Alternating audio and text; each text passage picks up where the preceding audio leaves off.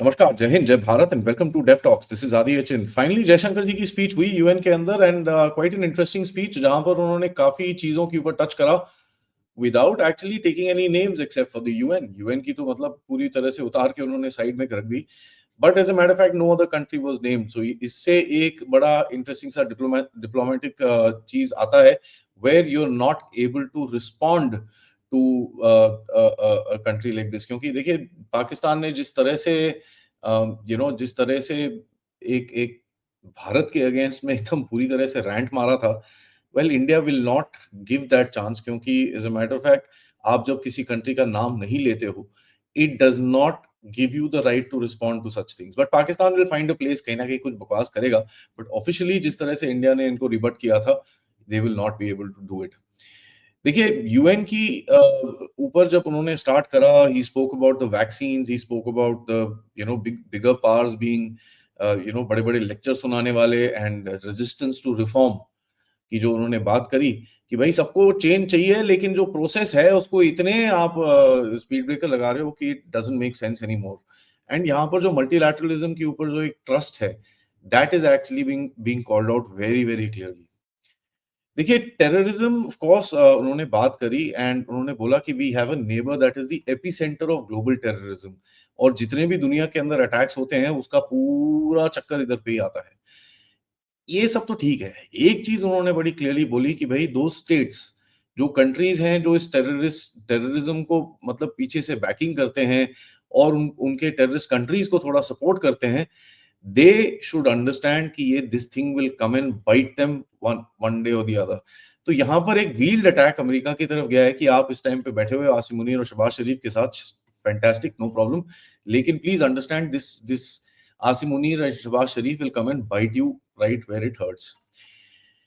देखिए जो global trade and derisking की इनका जो एक बड़ा क्लियर सा स्टेटमेंट था वहां पर, global trade and derisking के ऊपर इन्होंने वहां पर बेसिकली चाइना को भी कॉल आउट करा as far as the rare earths are concern. इन्होंने यूएस को भी कॉल आउट करा as far as the tariffs are concern. इन्होंने ग्लोबल साउथ की पोजीशन को वहां पर बड़ा क्लियरली करा और एंड में स्पीच में बड़ा क्लियरली बोला Bharat will always remain the voice of the global south. BRICS का नाम लिया जहां पर उन्होंने बोला कि भाई इंटरनेशनल ऑर्डर जो नया एक बनना है, we will protect. And as a matter of fact ये जो ब्रिक्स की मीटिंग में भी उन्होंने बोला था कि BRICS must be a system which will defend against the tariff spasms. तो tariff spasms is is an interesting group of words जहां पर उन्होंने यूज करे। देखिए वर्कफोर्स मोबिलिटी पे बहुत लोग सोच रहे थे कि वीजा पे वो कुछ बोलेंगे, लेकिन उन्होंने बड़ा क्लियरली बोला कि भाई जो एक वर्कफोर्स मोबिलिटी को ग्लोबल डिस्ट्रीब्यूशन करने के अंदर जो बाधाएं आ रही है, he mentioned it like that rather than saying कि भाई वीजास के ऊपर इशू है and all that. So it was not a direct this thing, but it was basically an indirect veiled attack कि भैया the kind of stuff which is actually taking place as far as the west is concerned. Now जिस तरह से हम बात कर रहे हैं कि भाई वेस्ट के बारे में, तो यहाँ पर मैं बोलना चाहूंगा कि भाई ट्रेड कोवर्जन, टैरिफ वॉलेटिलिटी और डी रिस्किंग के ऊपर जयशंकर जी ने बड़ा क्लियरली बोला। नाउ यूएस पे इसका there is no question about it कि यूएसए के ऊपर इसके अंदर काफी एक एक not a veiled attack but actually clear attack, because there is no sort of there is no other country जिसके अंदर ये चीजें हो रही हैं और जिस जो इन चीजों को करता है। तो इंटरेस्टिंग ये है कि अमेरिका की तरफ और जो वेस्टर्न लेड ग्लोबल ऑर्डर है उसकी तरफ उन्होंने अपना बड़ा एक पोजीशन क्लियर करा कि these things can not work. यहाँ पर अगर आप देखेंगे, this not just Bharat which is going through this. अगर आप ग्लोबल साउथ की ज्यादातर कंट्रीज की बात सुनेंगे वहां पर, तो आपको दिखेगा कि they are also facing the same challenges. And ये जो चैलेंजेस रहते हैं उसके अंदर अगर आप देखेंगे कि these are basically called for by, होता क्या है कि भाई जो बड़ी पावर्स हैं वो अपना वो मन मर्जी चलाती हैं, एंड जो अपना मन मर्जी चलाती हैं उसमें कोई ना कोई बीच में कुट जाता है। तो obviously there is that frustration which is particularly there. And जो ग्लोबल रूल्स के बारे में बात करा जाता है और सबको एक लेक्चर दिया जाता है भाई rules based international order and all this stuff. क्या ट्रम्प एडमिनिस्ट्रेशन आने के बाद ये चीज तो हमने कभी सुनी नहीं है। बट एक यूनिलैटरलिज्म जिस तरफ स्पेशली यूएस जा रहा है, उसको तो ऑब्वियसली काफी हद तक एक उन्होंने बड़ा क्लियरली काउंट आउट करा। चाइना के ऊपर देखिए उन्होंने बोला कि साहब इन्होंने सप्लाई चेन्स की बात करी, उन्होंने कनेक्टिविटी की बात करी, उन्होंने सॉवरेनिटी की बात करी। And that is very very interesting क्योंकि तीनों जगहों के ऊपर चाइना का एक बड़ा क्लियर रोल है और एक क्लियर एजेंडा है जहां पर वो अपने एजेंडा के हिसाब से दूसरों को तंग करता है and it creates more of a challenge for a lot of people rather than anything else. देखिए चाइना यूएसए ये दो कंट्रीज हैं इस टाइम पे अपने जो उनके बीच में एक एक एक झगड़ा है या जो कंपटीशन है उसके चक्कर के अंदर they don't want the UN to get reformed. And ये चीज ना जस्ट भारत बोल रहा है, तो G4 कंट्रीज जो हैं India Japan Germany and Brazil और जो आईबीएसए के अलाइनमेंट्स होते हैं उसके साथ इन लोगों ने अभी जो रिसेंटली एक स्टेटमेंट दिया है वहां पर भी यही चीज बोला है कि साहब this thing will not continue. Speech के एंड में उन्होंने ये चीज दोबारा मेंशन करी थी कि भाई the UN needs to be resolve and जो भारत एक कंट्री है we will basically are ready to play a larger role in the entire game. And यहाँ पर आपने अपने लार्जर गोल के बारे में बताया कि भाई कितनी कंट्रीज के आप कितने प्रोजेक्ट्स कर रहे हैं यहाँ पर कैपेसिटी डेवलपमेंट और ये सब चीजें जो आप ग्लोबल साउथ के साथ कर रहे हैं you put it out and as a matter fact आपने ये भी बताया कि ह्यूमैनिटेरियन क्राइसिस के टाइम पे which are the countries that actually come and help and उसके अंदर अगर आपको ये दिखेगा कि where India really did stuff where as जो दूसरी कंट्रीज हैं आवाज ज्यादा निकाल रही हैं and actually they don't do anything in terms of delivery. And दो कंट्रीज का नाम लिया है यहाँ पर अफगानिस्तान म्यांमार जहां पर अर्थक्वेक्स और ये सब चीजें आई थी और इवन नाउ 2-3 दिन पहले हमने ह्यूमैनिटेरियन एड भेजा है from a so called sanction port. आज 28 तारीख है, कल से जो आपका चाबहार का पोर्ट है वो पूरी तरह से सैंक्शन हो जाएगा। बाकी देखिए सस्टेनेबल डेवलपमेंट गोल्स के बारे में बात करी, क्लाइमेट के बारे में बात करी, यहाँ पर आई थिंक डोनाल्ड ट्रंप को डायरेक्टली एक झटका मारा कि भैया if you don't even believe कि क्लाइमेट के अंदर इशू है तो how what can you talk about climate change after that, क्योंकि ट्रंप साहब तो अपना ही एजेंडा चला रहे हैं as far as climate and all that is concern. देखिए I have very differential views about climate but it's a good veiled attack on the west. ये तो बड़ा क्लियर है क्योंकि जिस तरह से अभी America is banking out of the stuff that it made, ठीक है, सब दुनिया को बोलते हैं भाई नहीं ये सब कुछ करना है, ये सब कुछ करना है, उसके बाद खुद ही गायब हो जाते हैं वहां से। It shows nothing but hypocrisy if nothing else.